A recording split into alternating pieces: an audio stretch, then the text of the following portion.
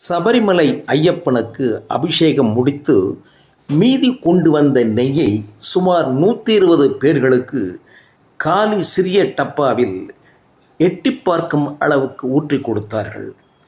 நான் சொன்னது சரியா சாமி என்றார் சோமு. ஆமாம் சாமி, ஆனால் இது எனக்கே போதாதே சாமி என்றேன். இதற்குள் நெய் வாங்கினவங்க எல்லாம் கீழே இறங்கி போங்க, அங்கே போய் சாப்பாடு சாப்பிடுங்க என்றார் ஒருவர். நாங்கள் எங்கள் பெட்டி பைகளை எடுத்துக்கொண்டு மீண்டும் ஐயப்பனின் நெய் அபிஷேக தரிசனம் கண்டு கொடிமரம் வந்து சேர்ந்தோம். நான் கையில் வைத்திருந்த 1 லிட்டர் கேன் பாட்டிலில் எதிரில் இருந்த குழாயில் சபரி தீர்த்தமாக தண்ணீர் பிடித்து கொண்டேன்.